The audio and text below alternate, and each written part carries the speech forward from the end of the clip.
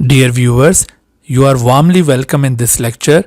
Kindly subscribe this channel and also press the bell icon below so that you could be notified about any new video from Biology Guardian. Thank you. बिस्मिल्लाहिर्रहमानिर्रहीम रब्बिश्रह ली सदरी व यस्सिर ली अमरी वहलुल उक़दतम मिन लिसानी यफ़क़हू क़ौली। अस्सलाम वालेकुम students, welcome back in lecture number 21 of chapter 22 inheritance.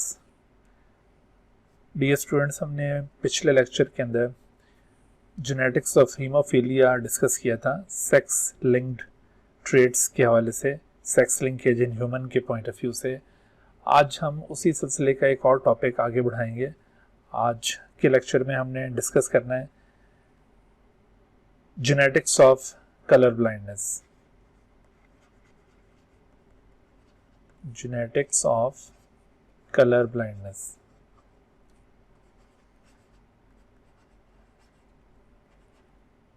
आज के topic में हम कलर ब्लाइंडनेस की फिजियोलॉजिकल बेसिस के बारे में बात करेंगे। कलर ब्लाइंडनेस की फिजियोलॉजिकल बेसिस क्या है, यानी कलर ब्लाइंडनेस बेसिकली होती क्या है, इसमें क्या प्रॉब्लम आता है, इस चीज़ को कहा जाता है फिजियोलॉजिकल बेसिस। तो हम physiological basis of colour blindness को डिस्कस करेंगे। इसके साथ साथ इसकी जेनेटिक बेसिस की भी बात की जाएगी कि इसकी दरअसल जेनेटिक बेसिस क्या है, यानी जेनेटिकली ये डिजीज किस तरह से कॉज होती है। सो फिजियोलॉजिकल बेसिस और जेनेटिक बेसिस, ये दो एस्पेक्ट्स होंगे आज के हमारे इस टॉपिक के। कलर ब्लाइंडनेस कि जहाँ तक फिजियोलॉजिकल बेसिस का ताल्लुक है, तो आप इस सिलसिले में एक्सप्लेन कर सकते हैं कि कलर ब्लाइंडनेस ये नॉर्मल कलर विजन की एक अल्टर्ड स्टेट है। नॉर्मल कलर विजन किसे कहा जाता है? यहाँ पर सवाल ये पैदा होता है कि what is normal colour vision. तो नॉर्मल कलर विजन आप याद रखिए, नॉर्मल कलर विजन कि एक ऐसी कलर विजन जिसमें हर एक कलर को इजीली परसीव किया जा सकता हो, तो ऐसी कलर विजन को नॉर्मल कलर विजन कहा जाता है। एक नॉर्मल कलर विजन के लिए जो टर्म यूज की जाती है, दिस इज कॉल्ड ट्राइक्रोमेसी। इसके लिए ये टर्म यूज की जाएगी ट्राइक्रोमेसी। ट्राइक्रोमेसी। तो सबसे पहले हम नॉर्मल कलर विजन को एक्सप्लेन करते हैं, यानी ट्राइक्रोमेसी को एक्सप्लेन करते हैं कि बेसिकली ट्राइक्रोमेसी क्या चीज़ है, और उसके बाद फिर आपको कलर ब्लाइंडनेस के बारे में बताते हैं। क्योंकि मैंने जैसे आपको बताया कि कलर ब्लाइंडनेस दरअसल हमारी जो नॉर्मल कलर विजन है उसकी एक अल्टर्ड स्टेट है, उसकी एक बदली हुई शक्ल है, उसकी एक म्यूटेटेड स्टेट है, यानी ये एक डिसऑर्डर है। बेसिकली कलर विजन से इसका ताल्लुक है। तो सबसे पहले हम नॉर्मल कलर विजन को देखते हैं कि नॉर्मल कलर विजन किसे कहते हैं, और ये normal colour vision technical terms में क्या कहलाती है? ट्राइक्रोमेसी। दरअसल ये नॉर्मल कलर विजन या ट्राइक्रोमेसी तीन मुख्तलिफ किस्म के कलर्स की परसेप्शन पर बेस करती है। और वो तीन मुख्तलिफ किस्म के कलर्स कौन से हैं? वो तीन मुख्तलिफ किस्म के कलर्स हैं, उनमें रेड कलर, रेड, दूसरा ग्रीन और तीसरा ब्लू। जो लोग इन तीनों कलर्स की ठीक तौर पर परसेप्शन रखते हैं, यानी वो इन तीनों कलर्स की तमीज़ रखते हैं, वो इन तीनों कलर्स को डिफ्रेंशिएट कर सकते हैं, एक दूसरे से डिस्टिंग्विश कर सकते हैं, तो इसका मतलब है कि उनकी कलर विजन नॉर्मल है। क्यों? क्योंकि ये तीनों प्राइमरी कलर्स हैं। इन तीनों को क्या कहा जाता है? Primary colours. और ये तीनों प्राइमरी कलर्स दरअसल बाकी तमाम कलर्स की बुनियाद हैं, यानी जितने भी कलर्स दुनिया में एग्जिस्ट करते हैं वो इन तीन प्राइमरी कलर्स की डिफरेंट कॉम्बिनेशंस का नतीजा होते हैं। यानी अगर कोई ब्राउन कलर है तो वो भी इन्हीं की डिफरेंट कॉम्बिनेशन से वजूद में आएगा। ब्लैक कलर है तो वो भी इनकी डिफरेंट कॉम्बिनेशन से वजूद में आएगा। या इसी तरह से कोई भी और कलर, दुनिया का कोई भी कलर उठा के देख लीजिए तो वो इन तीनों की डिफरेंट कंसंट्रेशन से वजूद में आता है। तो ये तीनों दरअसल प्राइमरी कलर्स कहलाते हैं। और जिन लोगों की कलर विजन इन तीनों प्राइमरी कलर्स की डिफ्रेंसिएशन करने की सलाहियत रखती है, वो लोग नॉर्मल कलर विजन रखते हैं और इस नॉर्मल कलर विजन को ट्राइक्रोमेसी कहा जाता है। असल में ये जो कलर्स में तफरीक करने की सलाहियत होती है हमारी, कि हम कलर्स को पहचान सकें, कलर्स को डिफरेंशिएट कर सकें, ये हमारी आई का एक पार्ट है, रेटिना। आपने 9th-10th के अंदर आई का स्ट्रक्चर ज़रूर पढ़ा है, तो उसमें रेटिना एक पार्ट आपने पढ़ा है। रेटिना जो कि आई की इनर लेयर होती है और मोस्ट सेंसिटिव पार्ट है, और इसके अंदर रिसेप्टर्स मौजूद होते हैं। तो रेटिना ऑफ द आई, यहाँ पर दो तरह के सेल्स आपको मिलेंगे। इनमें से एक सेल्स को कहा जाता है कोन सेल्स और दूसरे सेल्स कहलाते हैं रॉड सेल्स। तो rods and cones are two type of cells found in the retina. Retina जो कि इनर लेयर है आई बॉल की, retina is the most sensitive part of our eye. It consist of two type of cells, cone cells and rod cells. दरअसल ये जो cone cells होते हैं, these cone cells are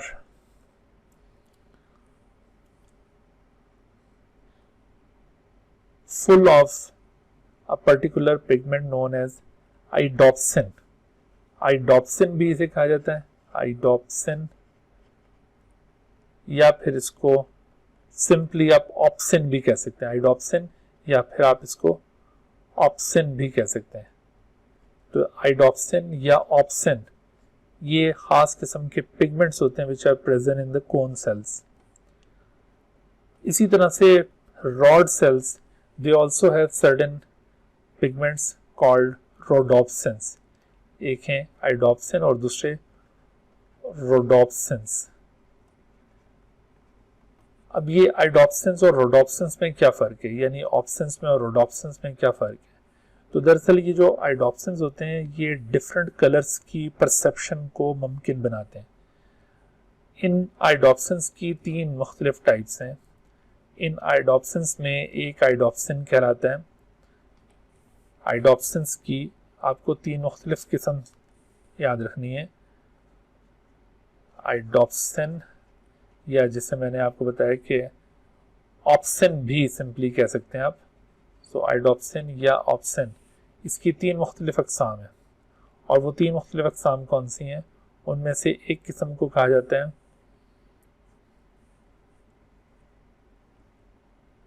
एरिथ्रोलैब। एरिथ्रोलैब। दूसरे आइडोप्सिन को कहा जाता है क्लोरोलैब। क्लोरोलैब। और तीसरे आइडोप्सिन को कहा जाता है साइनोलैब। ये तीनों आइडोप्सिन्स की 3 डिफरेंट अक़साम हैं। इन तीनों में फ़र्क क्या है? दरअसल जो पहला आइडोप्सिन आपको बताया एरिथ्रोलैब, एरिथ्रोलैब दरअसल रेड ऑप्सिन भी कहलाता है। इसको आमतौर पर रेड ऑप्सिन भी कहते हैं। रेडॉप्सिन ही, रेड ऑप्सिन। ये रेड ऑप्सिन आप देख रहे हैं, रेड ऑप्सिन। तो रेड ऑप्सिन दरअसल रेड कलर की परसेप्शन को मुमकिन बनाता है। It perceives red colour. Perceives का मतलब क्या है कि ये रेड कलर की लाइट को एब्जॉर्ब करके उसकी ऑब्जर्वेशन को, उसकी शनाख्त को मुमकिन बनाता है। It perceives red colour light. Red colour light. दूसरी तरफ chlorolabe, chlorolabe is basically responsible for the perception of green. ये ग्रीन ऑप्सिन कहलाएगा। This is generally called as green opsin. Green opsin. और ये ग्रीन ऑप्सिन किस चीज की perception को मुमकिन बनाते हैं? It perceives green colour light. Green colour को देखना इसके जरिए मुमकिन होता है। और तीसरा आइडोप्सिन जो कि कोन सेल में मौजूद है, इसे कहते हैं साइनोलैब। साइनोलैब को ब्लू ऑप्सिन भी कहा जाता है। This is also known as blue opsin. और ये blue opsin actually it perceives blue colour light.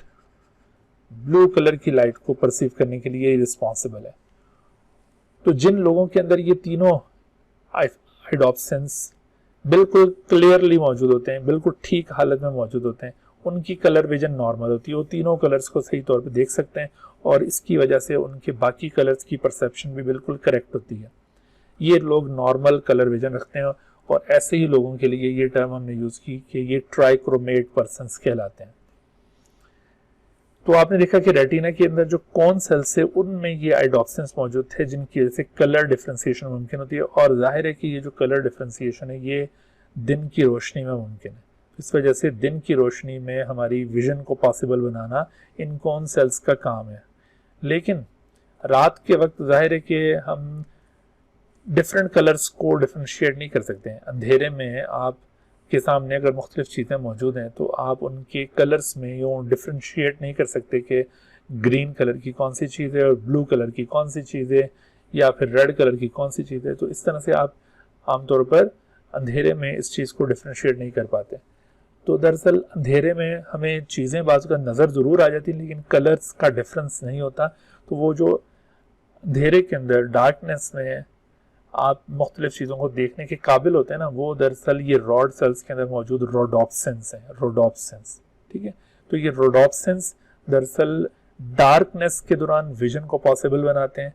Darkness के दौरान जो आपको कोई ज़्यादा डार्क चीज़ और कोई लेस डार्क चीज़ नज़र आ रही होगी और उसमें सिर्फ इतना ही फ़र्क पता चलेगा कि ये कोई बड़ी ज़्यादा डार्क चीज़ है और बड़े साइज़ की है, ये कोई कम डार्क चीज़ है छोटे साइज़ की है, या ये बड़े साइज़ की और जो ज़्यादा डार्क है वो छोटे साइज़ की। तो इस तरह से आपको सिर्फ इतना ही पता चल रहा होता है और ये दरअसल इन रॉड सेल्स में मौजूद रोडोप्सिन्स की वजह से मुमकिन होता है। तो सिंपली याद रख लीजिए कि rod cells which contain rhodopsins they actually enable us to observe the things during dark, जबकि cone cells which contain iodopsins which enable us to see objects in the bright light, और bright light में they also provide differentiation of the colors।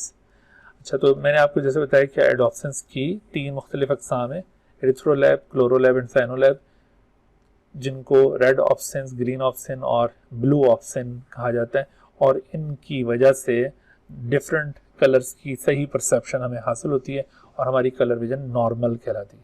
अब जो लोग colour blind होते हैं उनमें क्या मसला होगा, तो देखो अब आते हैं हम कलर ब्लाइंडनेस की तरफ। तो जो कलर ब्लाइंडनेस है ना, कलर ब्लाइंडनेस इसकी 2 अक़साम है। कलर ब्लाइंडनेस की एक किस्म कहलाएगी, ये देखिए कलर ब्लाइंडनेस। तो कलर ब्लाइंडनेस को प्राइमरली हम 2 ग्रुप्स में क्लासीफाई करेंगे। कलर ब्लाइंडनेस, इसकी एक किस्म को कहा जाएगा डाइक्रोमेसी, डाइक्रोमेसी,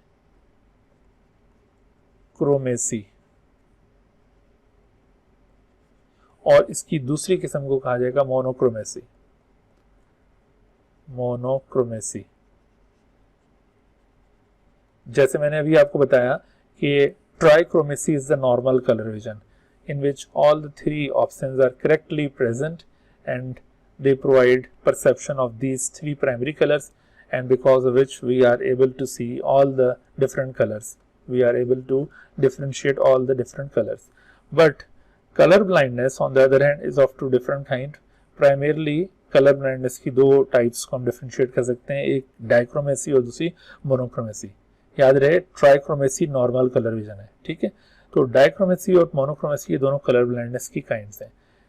जैसे नाम से जाहिर हो रहा है कि जो ट्राइक्रोमेसी वर्ड हमने यूज़ किया था अभी, ट्राइक्रोमेसी, उसको यहाँ पे नोट डाउन कर लेते हैं दोबारा से। तो ट्राइक्रोमेसी, इसमें 2 वर्ड्स हैं, ट्राई और क्रोमेसी। क्रोमेसी का ताल्लुक कलर के साथ है और ट्राई का मतलब है 3। तो अगर ये ऑल द 3 प्राइमरी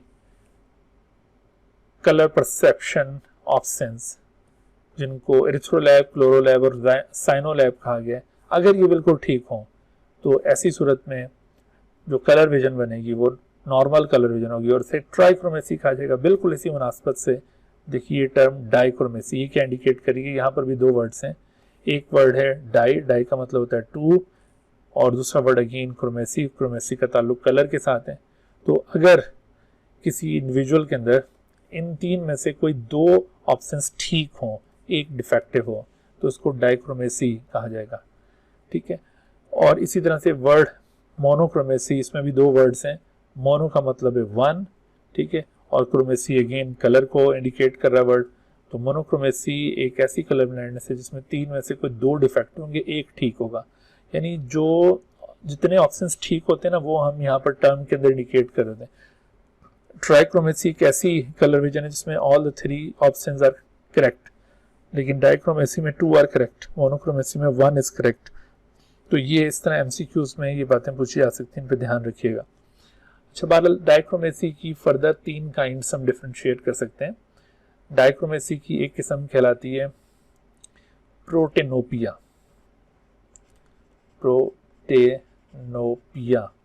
प्रोटेनोपिया, और दूसरी किस्म इसकी कहलाती है deuteranopia. The second type is known as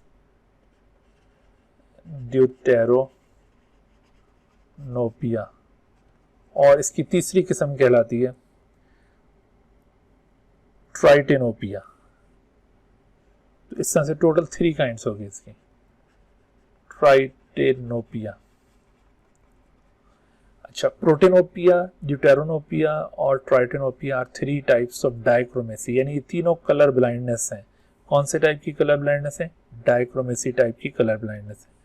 अच्छा, इनमें जो प्रोटेनोपिया हमने टर्म यूज की है, इसको आमतौर पर रेड कलर ब्लाइंडनेस भी कहा जाता है। This is also known as red colour blindness.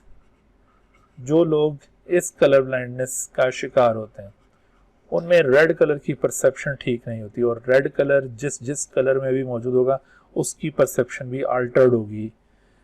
दूसरी तरफ ड्यूटेरोनोपिया, जिसे आमतौर पर ग्रीन कलर ब्लाइंडनेस कहा जाता है, ग्रीन कलर ब्लाइंडनेस। तो ग्रीन कलर ब्लाइंडनेस में क्या होगा? इस केस में ग्रीन कलर की परसेप्शन डिफेक्टिव होगी, और ग्रीन कलर की परसेप्शन डिफेक्टिव होने की सूरत में जिन जिन कलर्स में ग्रीन कलर पाया जाता है तो उनकी परसेप्शन भी मुतासर होगी। तो ड्यूटेरोनोपिया को इस वजह से ग्रीन कलर ब्लाइंडनेस कहा जाता है। On the other hand tritanopia is another kind of colour blindness, इसको ब्लू कलर ब्लाइंडनेस कहा जाएगा, ब्लू कलर ब्लाइंडनेस। तो इस तरह से ये तीन अकसाम आ जाती डाइक्रोमेसी की। लेकिन मोनोक्रोमेसी की एक ही किस्म है, और उस मोनोक्रोमेसी को कहा जाता है ब्लू कोन मोनोक्रोमेसी। उसे क्या कहते हैं? उसे कहते हैं ब्लू कोन मोनोक्रोमेसी, ब्लू कोन मोनोक्रोमेसी। या फिर इसके लिए एक और टर्म भी यूज की जाती है, this blue cone monochromacy is also called red green colour blindness. Red green colour blindness ये एक ऐसी कलर ब्लाइंडनेस है जिसमें जो अफेक्टेड शख्स होगा वो तीन में से दो कलर्स की सही परसेप्शन नहीं रखता होगा, यानी उसको ना तो ग्रीन कलर सही तौर पे नजर आएगा और ना ही उसके अंदर रेड कलर सही तौर पे नजर आएगा। तो इस वजह से जिन कलर्स के अंदर भी रेड और ग्रीन की आमेजिश होती है, रेड या ग्रीन कलर्स उसके अंदर पाए जाते हैं, तो वो उस कलर की परसेप्शन भी इस शख्स के पास ठीक नहीं होगी। इस वजह से उसको रेड ग्रीन कलर ब्लाइंड कहा जाता है। यानी इस शख्स में आपको रेड और ग्रीन में डिफ्रेंशिएट करने की सलाहियत नहीं मिलेगी, और ये एक बड़ी इंपॉर्टेंट चीज़ होती है। ख़ासतौर पर ड्राइविंग लाइसेंस के लिए आपको ये चेकअप करवाते हुए टेस्ट ज़रूर देना पड़ता है कि आप कलर ब्लाइंड नहीं है, वरना आपको ड्राइविंग लाइसेंस नहीं मिल सकता। क्योंकि आप जानते हैं कि रेड और ग्रीन हमारी लाइफ के अंदर कितने इंपॉर्टेंट कलर्स हैं। ख़ासतौर पर ट्रैफिक सिग्नल्स में रेड कलर का सिग्नल और ग्रीन कलर का सिग्नल बिल्कुल अपोजिट मीनिंग शो करता है, और अगर कोई शख्स इन कलर्स को सही तौर पे डिफ्रेंशिएट नहीं कर पाता तो ऐसी सूरत में वो एक्सीडेंट कर सकता है ड्राइविंग के दौरान। तो ये बड़ा इंपॉर्टेंट होता है कि कोई शख्स कलर ब्लाइंड ना हो तो उसी को ड्राइविंग लाइसेंस दिया जाए। बहरहाल तो ये आपने देखा कि मोनोक्रोमेसी की एक ही किस्म है, ब्लू कॉन मोनोक्रोमेसी, जिसे रेड ग्रीन कलर ब्लाइंडनेस भी कहा जाता है। इसके अंदर रेड ऑप्शन भी डिफेक्टिव होगा और ग्रीन ऑप्शन भी डिफेक्टिव होगा। अदरवाइज जो दूसरी काइंड की कलर ब्लाइंडनेस थी डाइक्रोमेसी, की तीन टाइप्स आपको बताई हैं, protanopia, deuteranopia, tritanopia. Red colour blindness, green colour blindness और ब्लू कलर ब्लाइंडनेस, इन तीनों में क्या मसला है? इन तीनों में जैसे कि मैंने आपको बताया कि प्रोटेनोपिया में कौन सा ऑप्शन डिफेक्टिव होगा, एरिथ्रोलैब, ड्यूटेरोनोपिया में कौन सा ऑप्शन डिफेक्टिव होगा, क्लोरोलैब, और इस तरह से ट्राइटोनोपिया में कौन सा ऑप्शन डिफेक्टिव होगा, साइनोलैब। तो इन पर्टिकुलर ऑप्शंस के डिफेक्टिव होने की सूरत में ये पर्टिकुलर कलर ब्लाइंडनेस डेवलप होती है। ठीक होगी बात? तो ये जनाब अब तक हमने जो डिस्कस किया है ये इसकी फिजियोलॉजिकल बेसिस कहलाती है। आपको पता चल गया कि दरअसल कलर ब्लाइंडनेस होती क्या है। अब ज़रा हम बात करेंगे, कलर ब्लाइंडनेस तो पता चल गया कि होती क्या है, इसकी फिजियोलॉजिकल बेसिस हमें पता चल गई। अब हम बात करेंगे इसकी जेनेटिक बेसिस की। जेनेटिक बेसिस असल में ये जो अभी आपको मैंने 3 किस्म के ऑप्शंस बताए थे उसमें क्लोरोलैब, इससे पहले आपको एरिथ्रोलैब बताया था, एरिथ्रोलैब, और इससे पहले आपको मैंने बताया था साइनोलैब। ये 3 किस्म के ऑप्शंस हैं जिनके डिफेक्टिव होने की सूरत में कलर ब्लाइंडनेस डेवलप होती है। दरअसल एरिथ्रोलैब और क्लोरोलैब फॉर्मेशन इज कंट्रोल्ड बाय, इन दोनों की जो फॉर्मेशन है it is controlled by x linked gene. Its production is controlled by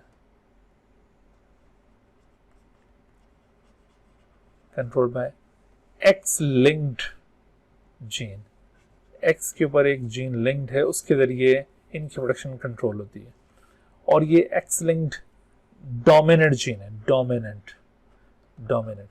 लेकिन इसके मुकाबले में जो कलर ब्लाइंडनेस होगी जिसमें ये एरिथ्रोलैब या क्लोरोलैब डिफेक्टिव होंगे, तो वो कलर ब्लाइंडनेस दरअसल डेवलप होती है एक एक्स लिंक्ड रिसेसिव जीन की वजह से। यानी ये इनकी प्रोडक्शन नॉर्मल जीन के वजह से, that is x linked dominant gene, और जबकि इनकी जो डिफेक्टिवनेस है वो दरअसल रिसेसिव वर्जन की वजह से, इसी जीन का जो रिसेसिव वर्जन है उसकी वजह से, और उसे कहा जाएगा एक्स लिंक्ड रिसेसिव।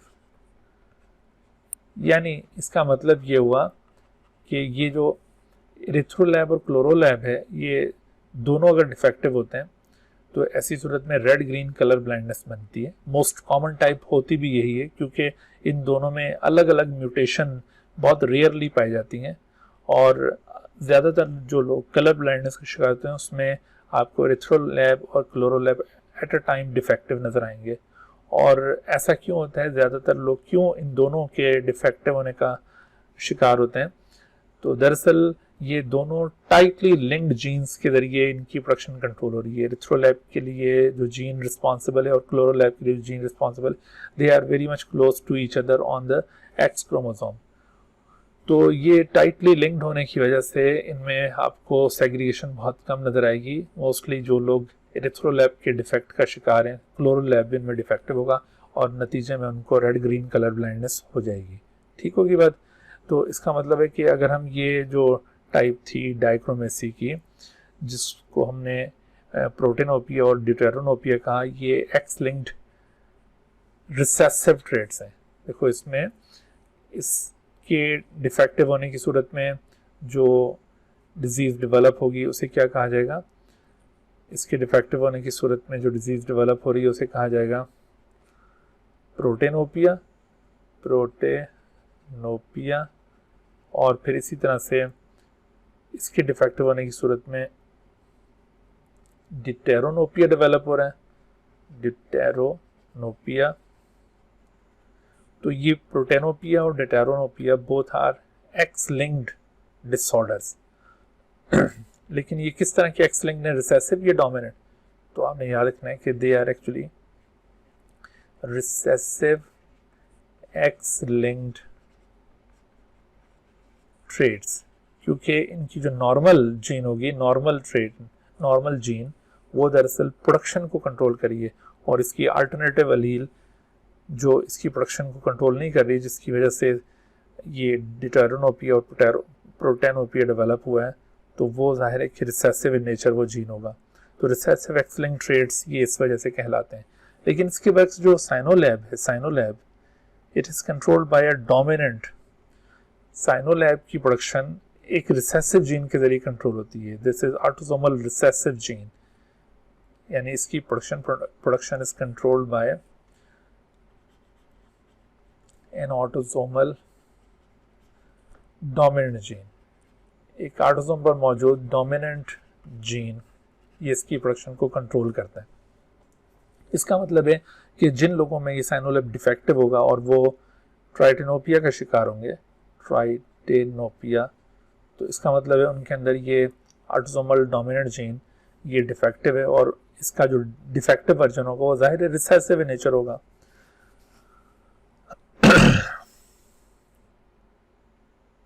सॉरी, मैं गलत कह गया।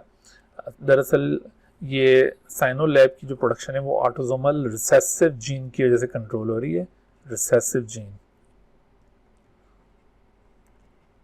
लिहाजा जो इसका डिफेक्टिव वर्जन है जिसकी वजह से साइनोलैब डिफेक्टिव हो रहा है तो वो डोमिनेंट इन नेचर है, यानी ट्राइटेनोपिया इट इज डोमिनेंट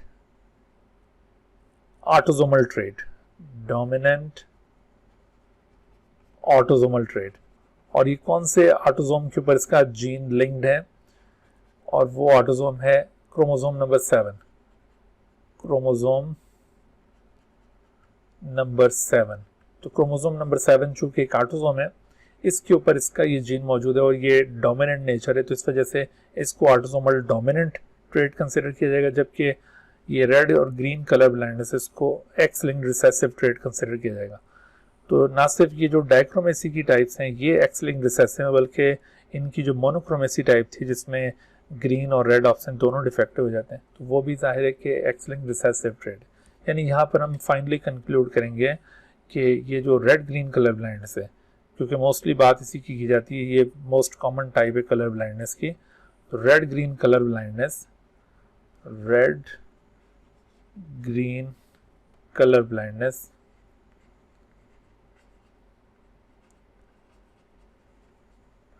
तो रेड ग्रीन कलर ब्लाइंडनेस इसकी जेनेटिक बेसिस अगर हम पॉइंट आउट करें तो चूंकि ये दोनों एक्स लिंक्ड रिसेसिव जीन से कंट्रोल हो रही हैं, ये रेड ग्रीन कलर ब्लाइंडनेस, तो वो जो एक्स लिंक्ड रिसेसिव जीन है उसको हम सिंगल कंसिडर कर लेते हैं। वैसे तो दो अलग जीन्स हैं, लेकिन चूंकि ये बहुत क्लोजली एसोसिएटेड होते हैं इस वजह से इनमें सेपरेट म्यूटेशन बहुत रेयरली मिलती है, तो हम इनको इकट्ठा कंसिडर कर लेते हैं। और तीसरा जो था वो तो जाहिर है कि ऑटोसोमल ट्रेट है, ऑटोसोम नंबर 7 के ऊपर वो पाया जाता है। तो यहाँ पर ये जो रेड ग्रीन कलर ब्लाइंडनेस है इसको हम शो करेंगे कि it is controlled by a gene small c. ठीक है, ये स्मॉल केस लेटर है, small case letter, small case. तो स्मॉल केस में ये सी के साथ इसको रिप्रेजेंट करेंगे। और इसके मुकाबले में जो नॉर्मल कलर विजन होगी, नॉर्मल कलर विजन, उसे कैसे रिप्रेजेंट करेंगे? नॉर्मल कलर विजन, अभी मैंने आपको बताया था कि नॉर्मल कलर विजन दरअसल ट्राइक्रोमेसी कहलाती है। तो जो लोग नॉर्मल कलर विजन रखते हैं, ट्राइक्रोमेसी शो करते हैं, तो उनका जो ट्रेट होगा वो इसकी डोमिनेंट जीन के जरिए कंट्रोल होगा, और वो डोमिनेंट जीन को हम रिप्रेजेंट कर सकते हैं कैपिटल सी के साथ, कैपिटल सी। तो कैपिटल सी कैपिटल केस के अंदर हमने लिखा है इधर, कैपिटल केस। अच्छा, अब देखो ये normal colour vision capital C से रिप्रेजेंट हो रहा है, red green colour blindness small c से रिप्रेजेंट हो रहा है। तो अगर हम जो तीसरा है उसको पॉइंट आउट करें तो वो चूंकि एक ऑटोसोमल डोमिनेंट जीन की वजह से वो ट्रेट कंट्रोल हो रहा है, हम उसको इस वक्त डिस्कस नहीं करें। हम यहाँ पर चूंकि एक्स लिंक्ड रिसेसिव ट्रेट पढ़ रहे हैं तो इस वजह से हम यहाँ पर बात करेंगे ये रेड ग्रीन कलर ब्लाइंडनेस की। तो रेड ग्रीन कलर ब्लाइंडनेस चूंकि ये स्मॉल सी से कंट्रोल हो रहा है, तो मेल फीमेल में इनके सिंबल्स, इनके जीनोटाइप्स कुछ इस तरह से होंगे। देखिए, जहाँ तक एक फीमेल का ताल्लुक है तो फीमेल के पास चूंकि 2 एक्स क्रोमोसोम्स होते हैं और ये एक्स के ऊपर लिंक्ड रिसेसिव जीन है, तो अब देखो फीमेल के पास ये दो एक्स क्रोमोसोम्स हैं, उनमें से अगर दोनों के ऊपर कैपिटल सी मौजूद हुआ, जो कि नॉर्मल विजन का जीन है, तो ऐसी सूरत में she will be quite normal. और नॉर्मल के लिए आपको याद है कि हमने लास्ट टाइम भी जिक्र किया था, इसमें पेडिग्री बनाते हैं हम, और पेडिग्री के अंदर तो इसके लिए हम सिंबल क्या लेंगे, चूँकि ये फीमेल है तो फीमेल के लिए सिंबल होता है सर्कल, और ये चूँकि क्वाइट नॉर्मल फीमेल है तो हम इसका सर्कल हॉलो छोड़ देंगे। असल में किसी भी ट्रेड को इंडिकेट करने के लिए हम सर्कल को डार्क कर देते हैं या स्क्वायर को डार्क करते हैं ना, तो यहाँ पर इसको हॉलो छोड़ने का मतलब है कि शी इज़ नॉर्मल। अच्छा, फीमेल में जो दूसरी पॉसिबिलिटी है वो क्या है, वो पॉसिबिलिटी है कि अगर एक्स के ऊपर, एक एक्स के ऊपर कैपिटल सी और दूसरे के ऊपर स्मॉल सी प्रेजेंट हो, तो ऐसी सूरत में फीमेल को कैरियर फीमेल कहा जाएगा। ठीक है, ये कैरियर फीमेल इसे कहा जाएगा, और इसके लिए जो सिंबल हम यूज़ करते हैं वो सर्कल और उसके अंदर एक डॉट लगाएंगे, तो ये कैरियर फीमेल का सिंबल है। आपने ये सिंबल्स याद करते जाना है। अच्छा, तीसरा जो यहाँ पर जीनोटाइप पॉसिबल है उसमें स्मॉल सी, तो स्मॉल सी चूँकि ये डिजीज़ कॉजिंग जीन है और होमोजाइगस स्टेट में ये एक्सप्रेस करेगा और पूरा सर्कल यूँ डार्क हो जाएगा। ठीक है जी, तो इस तरह से आप याद रखिए कि फ़ीमेल में आपको ये 3 पॉसिबिलिटीज़ मिलेंगी। इसको आप होमोजाइगस डोमिनेंट, इसको आप होमोजाइगस रिसेसिव और दरमियान वाले को हेट्रोजाइगस कह सकते हैं। लेकिन as far as the male population is concern, so इस केस में क्या होगा, इन केस ऑफ मेल, तो मेल्स के अंदर चूँकि दोनों एक्स नहीं होते हैं, एक एक्स और दूसरा वाई क्रोमोसोम है, तो अब मेल में क्या बनेगा, देखो अगर उसके एक अकलौते एक्स के ऊपर कैपिटल सी जीन आ गया तो ये बिल्कुल नॉर्मल होगा, और अगर इसके इस अकेले एक्स क्रोमोसोम के ऊपर स्मॉल सी आ गया तो ऐसी सूरत में ये अफेक्टेड होगा। तो अफेक्टेड मेल को रिप्रेजेंट करने का तरीका क्या है, अफेक्टेड मेल को आप इस तरह से रिप्रेजेंट करेंगे। ठीक होगी बात। तो इस तरह से आपने देखा कि फीमेल मेल पॉपुलेशन में से 2 तरह के मेल पॉसिबल हैं, या तो ये नॉर्मल होते हैं या फिर ये डिजीज्ड होते हैं। यहाँ पर कोई इस तरह बीच में कैरियर टाइप का इंडिविजुअल नहीं आता। अच्छा, मेल पॉपुलेशन में एक और बात आपने ये याद रखनी है कि यहाँ पर आप जेनेटिक टर्म्स में अगर इस जीनोटाइप को पॉइंट आउट करें तो क्या कहेंगे, क्या ये होमोजाइगस है या हेट्रोजाइगस है, तो आपने याद रखना है ना ही ये होमोजाइगस है ना हेट्रोजाइगस है, बल्कि ये हेमीजाइगस है, और ये हेमीजाइगस डोमिनेंट और ये हेमीजाइगस रिसेसिव है, तो hemizygous word will be used. ठीक है, तो इस तरह से आपने ये देखा कि जो रेड ग्रीन कलर ब्लाइंडनेस है वो यूँ एक्स लिंक्ड रिसेसिव ट्रेड के तौर पर बिहेव कर रहा है। अच्छा, अब इसमें अगर हम यहाँ पे इसकी इनहेरिटेंस पैटर्न को ट्रेस आउट करें, चूँकि एक्स लिंक्ड रिसेसिव ट्रेड है तो टिपिकल जो एक्स लिंक्ड ट्रेड्स का मोड ऑफ इनहेरिटेंस है वो यहाँ पे भी झलकेगा। देखो यहाँ पर मिसाल के तौर पर एक शख्स है जो अफेक्टेड है, तो अगर ये शख्स अफेक्टेड है और उसकी बीवी बिल्कुल नॉर्मल कलर विजन रखती है, तो ऐसी सूरत में देखो ये हम पेडिग्री यूँ ड्रॉ करेंगे, ये हमने मेल ड्रॉ किया और ये फीमेल, तो फीमेल आपको बिल्कुल नॉर्मल दिखाई है, मेल अलबत्ता अफेक्टेड है। तो अब इनके जो ऑफस्प्रिंग्स पैदा होंगे उन ऑफस्प्रिंग्स में आपको किसी भी सन के अंदर ये डिजीज़ नज़र नहीं आएगी, सन के अंदर ये डिजीज़ डेवलप होती हुई नज़र नहीं आएगी। हाल बता डॉटर्स कैरियर हो सकती हैं, तो डॉटर्स इनकी कैरियर आएंगी, लेकिन इसके मुकाबले में जो सन पैदा होगा वो नॉर्मल होगा। तो सन सारे नॉर्मल यहाँ पर आएंगे, वो क्यों, वो इस वजह से कि सन के अंदर एक एक्स और एक वाई क्रोमोसोम होता है, और एक्स लाजमी तौर पर इसको इसकी मदर ने दिया और वाई इसके फादर ने दिया, और चूँकि वाई के ऊपर ये डिजीज़ जीन मौजूद ही नहीं होता, इस वजह से दोनों सन नॉर्मल होंगे, लेकिन ये दोनों डॉटर्स कैरियर होंगी। अब अगर इनमें से किसी एक कैरियर डॉटर की शादी नॉर्मल मेल से हो जाती है तो अब क्या होगा, देखो ये नॉर्मल मेल किसी और फैमिली का है, इसके साथ इस कैरियर डॉटर की शादी हुई है, तो ऐसी सूरत में यहाँ पर नेक्स्ट जनरेशन में क्या पॉसिबिलिटी है। नेक्स्ट जनरेशन के अंदर देखिए, अगर ये एक फीमेल कैरियर हो कैपिटल सी और ये स्मॉल सी, और दूसरी तरफ जो मेल है कैपिटल सी वाई पर मुश्तमिल हो, तो यहाँ पर अब जो ऑफस्प्रिंग्स पैदा होंगे उनमें क्या पॉसिबिलिटीज़ हैं, तो आप गेस कीजिए। इसमें देखो 2 टाइप की गैमेट्स यहाँ से, एक्स कैपिटल सी और ये X small C, X capital C और इधर से भी एक्स कैपिटल सी आएगा, X capital C X capital C, फिर देखो एक्स कैपिटल सी और स्मॉल सी, ये हेट्रोजाइगस कैरियर फीमेल फिर आगे। अच्छा, दूसरी तरफ ये वाई के साथ एक्स कैपिटल सी वाई, तो देखिए ये एक्स कैपिटल सी और y, और दूसरा है x स्मॉल c y, तो x स्मॉल c y। अब आप देखिए कि टोटल 4 में से कितने अफेक्टेड लोग हैं, तो इसमें से सिर्फ एक ही अफेक्टेड है, दैट इज द मेल। ठीक है, ये अफेक्टेड है, और अफेक्टेड का सिंबल क्या होगा, इस तरह से, जबकि ये मेल नॉर्मल है, ये डॉटर कैरियर है, ये डॉटर नॉर्मल है। इसका मतलब है कि अगर कोई इस तरह से कैरियर फीमेल नॉर्मल मेल से शादी कर भी ले तो अब सन के अंदर इस डिजीज़ के आने का चांस ज़रूर है, अलबत्ता बेटी किसी में नहीं आएगा। और सन के अंदर चांस कितना है, अगर आपको ये सिचुएशन बता के पूछा जाए कि सन में चांस कैलकुलेट करें, तो आपने याद रखना है कि आपने 4 में से एक को अफेक्टेड मानना है, ऐसे गलत हो जाएगा। अगर ये 4 में से एक को अफेक्टेड मानेंगे तो ये गलत हो जाएगा। आपने इस तरह के केसेस में जो सेक्स लिंक ट्रेट्स होते हैं, इन केसेस में आपने सन को सिर्फ सन्स में से कैलकुलेट करना और डॉटर को सिर्फ डॉटर में से। यानी क्वेश्चन ये हो रहा है कि when a carrier female get married with a normal male, what is the probability of colour blind son. तो कलर ब्लाइंड सन की प्रोबेबिलिटी सिर्फ कलर ब्लाइंड सन्स में, टोटल सन्स में से कैलकुलेट की जाएगी और वो 50% बन जाती है।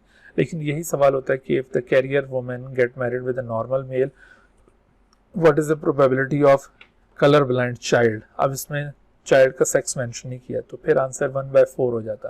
तो ये आपने केयरफुल रहना है कि किस जगह पे आंसर 1/2 होगा और किस जगह पर 1/4 आंसर होगा। अब ये जो पैटर्न ऑफ इनहेरिटेंस आपने देखा है, इस पैटर्न ऑफ इनहेरिटेंस को कहते हैं criss cross pattern of inheritance. Criss cross, जैसा कि हीमोफीलिया में होता है क्रिस क्रॉस।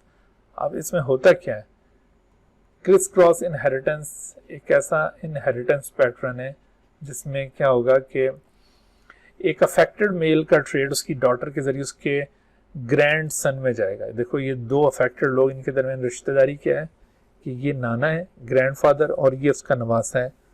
तो ये एक अफेक्टेड मेल का ट्रेड उसकी डॉटर के जरिए उसके ग्रैंड सन के अंदर, मैटरनल ग्रैंड सन में ट्रांसफर हुआ है।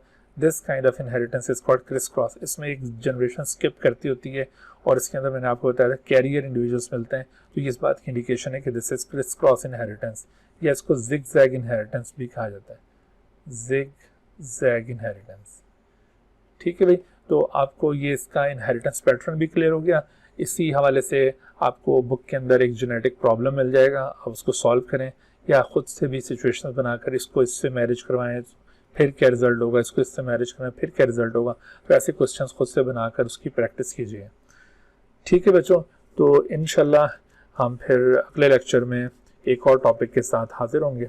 तब तक के लिए इजाज़त दीजिए, अल्लाह हाफिज़। Dear viewers, thank you for watching this video. If you have not subscribed this channel, kindly subscribe it and also press the bell icon below so that you could be notified about any new video lecture from Biology Guardian. And also do not hesitate to ask any question regarding this lecture. My contacts are shown on the screen. Thank you once again.